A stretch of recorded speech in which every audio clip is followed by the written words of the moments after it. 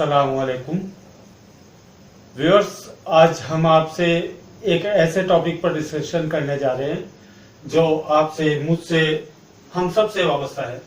जी हाँ, हुकूकुल इंसानिया यानी मानवा अधिकार।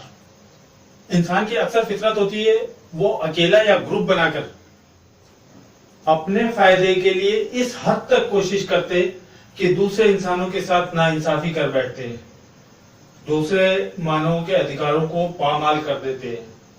इसी मौजू पर चर्चा के लिए मेरे साथ हैं जाकिर साहब। आप joint secretary Rajasthan human right commission से हैं। जाकिर साहब, अक्सर बहुत से लोग मुझसे पूछा करते हैं कि हम अखबारों में ये तो पढ़ते हैं कि दुनिया के फला मकाम पे मानव अधिकारों का उल्लंघन हुआ या हो रहा है, लेकिन ये अधिकार होते कौन कौन से हैं? तो मैं दीन के एतबार से तो बताता हूं। आज आप हमारे साथ हैं तो हमारे व्यूअर्स को क्यूरियोसिटी है कि आखिर ये मानवाधिकार होते क्या है, तो क्यों ना आपसे जान लेते हैं कि आखिर यूनिवर्सल लेवल पर कौन कौन से मानवाधिकार हैं। अस्सलाम वालेकुम सैयद साहब, ये बड़ा अहम विषय है। लोगों को जानना चाहिए कि बतौर इंसान उनके क्या क्या अधिकार हैं, ताकि वो अवेयर हो सकें अपने अधिकारों को पाने के लिए, और इस बात का भी ध्यान रख सकें कि कहीं आपके ज़रिए जाने अनजाने किसी के अधिकारों का हनन तो नहीं हो रहा है। सही कहा आपने, यह अवेयरनेस होनी चाहिए।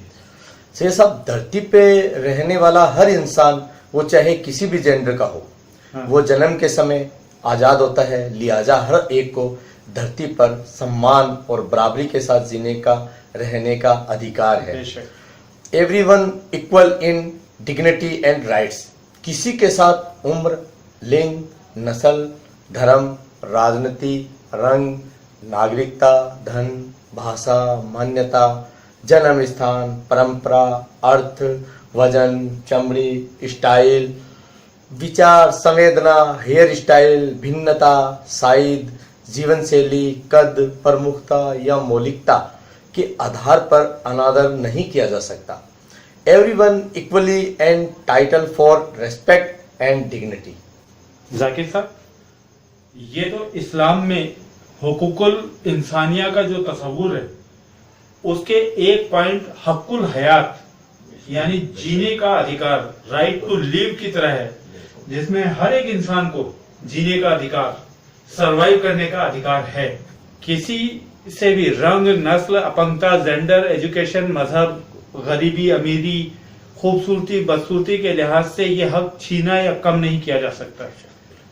जाकिर साहब, और बताएं यूएनओ के जरिए और कौन कौन से हमारे व्यूअर्स को ये बता सकें तो कि कौन कौन से हक दिए गए हैं इंसान को जिसे सारी दुनिया तस्लीम करती है। देखो आरिफ साहब, सभी मानवों को आज़ादी और सुरक्षा के साथ जीने का अधिकार है।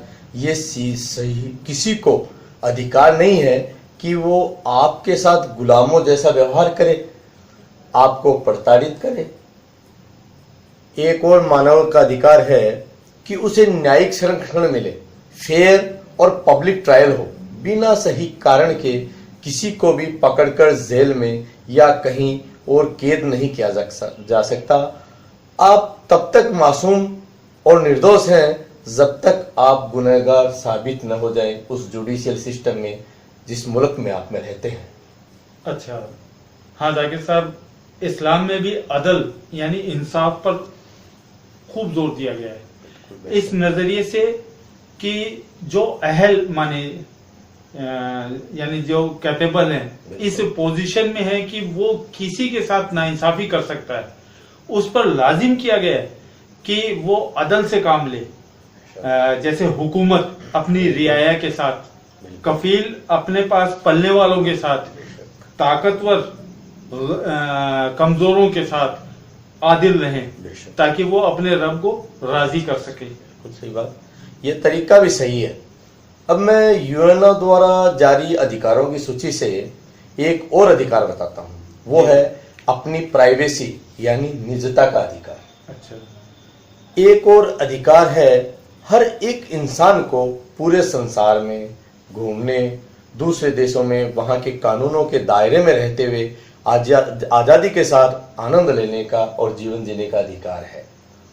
एक और अधिकार है नागरिकता पाने का। इंसान अपने ही देश में या दुनिया के किसी भी देश में वहाँ के नॉर्म्स के हिसाब से, कानून के हिसाब से नागरिकता पाने का अधिकार रखता है। और अगला मानवाधिकार है शादी करने, परिवार बनाने और अपनी सरकार से परिवार को सुरक्षा पाने का अधिकार रखना। हाँ जाकिर साहब, ये अधिकार इस्लाम में हक्कुल खुर्रिया यानी राइट टू चूज से मिलता जुलता है, जिसके तहत कोई भी माँ बाप या कोई और लड़के को या लड़की को शादी किससे करनी है या नहीं करनी है इस बात के लिए फोर्स नहीं कर सकते और ना ही जबरदस्ती तलाक करा सकते हैं। यहाँ मैं एक टेक्निकल बात बताता चलूं कि अगर किसी के वालिदैन पूछ रहे हैं कि आपकी शादी फलां से करवा दें, तो जिससे पूछा जा रहा है वो हाँ या ना करने का तो उसे पूरा हक है, लेकिन अगर वो चुप्पी अख्तियार कर लेता है, ठीक है, तो उसकी ये खामोशी हाँ मानी जाएगी। यस। चूज करने से एक और बात ध्यान में आई कि आप किसी को भी जबरदस्ती धर्म का चुनाव भी नहीं करा सकते। अच्छा सैयद साहब, ये अभी आपने बताया राइट टू चूज, क्या कहते हैं इसको? हक्कुल खुर्रिया। अब मैं एक और मानव का अधिकार बताता हूँ आरिफ साहब। वो हर इंसान को अपनी संपत्ति यानी प्रॉपर्टी बनाने या खरीदने का अधिकार है। अच्छा। किसी भी आधार पर उसे प्रॉपर्टी बनाने से रोकना उसके अधिकारों का हनन होता है। ये सब ऐसा कोई अधिकार इस्लाम में है क्या? हाँ है, हक्कुल तमलिक। हर एक मर्द और औरत, गोरा काला, मुस्लिम नॉन मुस्लिम को ये हक है कि वो अपनी प्रॉपर्टी खरीद सकते हैं।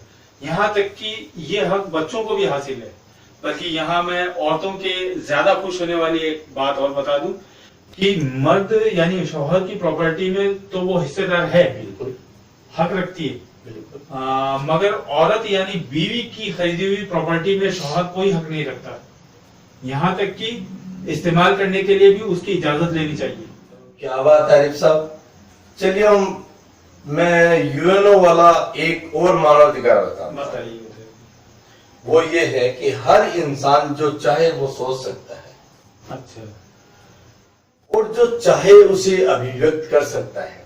Right to thought and express एक और अधिकार है कि सभी मनुष्य अपनी धार्मिक गतिविधियों स्वतंत्रता और शांतिपूर्वक कर सकने का अधिकार रखते हैं। अच्छा। इसी तरह से अपने देश की राजनीतिक सियासी गतिविधियों में भी भाग ले सकता है। सभी देशों की सरकारों को चाहिए कि वो वोट को समान माने, इक्वल माने और टाइम टू टाइम वोटिंग कराए।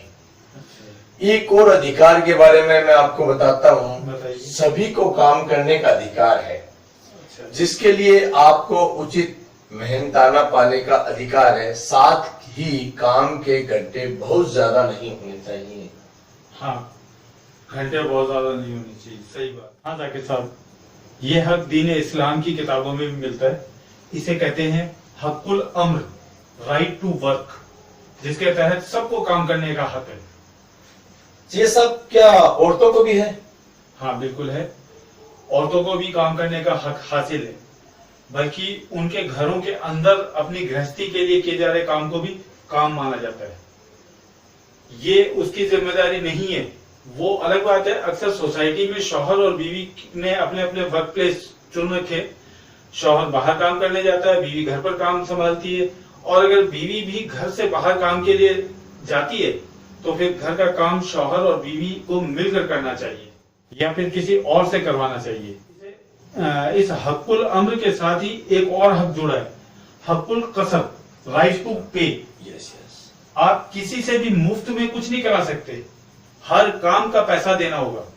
यहाँ तक कि अगर दूध पीने वाले बच्चे को उसकी माँ दूध पिलाने के लिए अपने शौहर या उस बच्चे के बाप से पेमेंट चाहे तो उसको उसका हक देना पड़ेगा। वो पैसा वसूल सकती ये है। शरीयत की मसला है। बिल्कुल। ये सब हकुल अम्र और हकुल कसब तो काम करने के अधिकार को बड़ी खूबी के साथ डिफाइन करता है।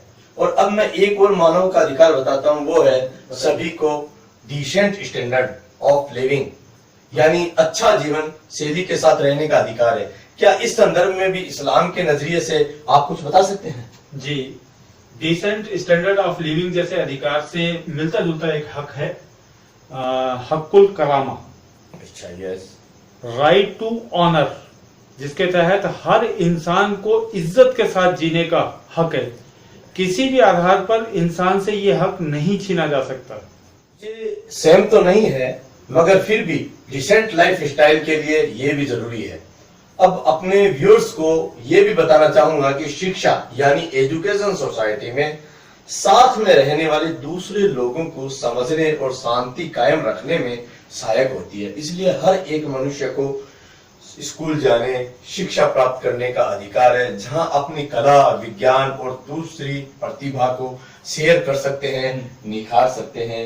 ये भी आरिफ साहब, एजुकेशन जरूरी है। ये हक हक्कुल तालीम कहलाता है, right to knowledge, yes, not right to education, right to knowledge, जिसके तहत हर एक इंसान को प्योर नॉलेज हासिल करने का अधिकार है, जिसके जरिए वो अपनी आखिरत और दुनिया में कामयाबी पा सके। इसके अलावा और भी कई हक है इंसान को, जैसे पड़ोसी का हक, बीवी का हक, माँ बाप का हक वगैरह वगैरह। इन सारे हुकूकुल इंसानियत की कोई ना कोई हद भी है। इस बात का हर एक को ख्याल रखना चाहिए कि अपने हक हासिल करने के सिलसिले में दूसरे इंसानों के हक पामाल नहीं होने चाहिए। बिल्कुल सही बात कही आरिफ साहब आपने। हर एक इंसान को सामाजिक संरचना यानी उसके समाज को जो ताना बाना है, जो सोशल ऑर्डर है, उसकी इज्जत करनी चाहिए। जैसे मानव के रूप में आपके अधिकार हैं, वैसे ही दूसरों के भी अधिकार हैं जिनका आपको सम्मान करना चाहिए। और हाँ, पब्लिक प्रॉपर्टी का भी आपको सम्मान करना चाहिए, क्योंकि पब्लिक प्रॉपर्टी जैसे आपके अधिकारों का फुलफिल करती है, वैसे ही दूसरों के अधिकारों को भी फुलफिल करती है। वाह जाकिर साहब, पब्लिक प्रॉपर्टी को डिस्ट्रॉय करने या बदसूरत करने से बचने की बहुत प्यारी बात बताई आपने। मेरा ख्याल है आज हम लोग हुकूकुल इंसानियत यानी ह्यूमन राइट्स के बारे में काफ़ी सटीक जानकारी पा सके या दे पाए, और इसका इस्लामिक वर्जन भी कुछ हद तक पेश कर पाए। अब आप सबसे इजाज़त चाहेंगे इस वायदे के साथ कि फिर मिलेंगे इंशाअल्लाह नए सब्जेक्ट के साथ। जाकिर साहब, स्टूडियो में आने के लिए आपका बहुत बहुत शुक्रिया। शुक्रिया। फी अमानिल्लाह।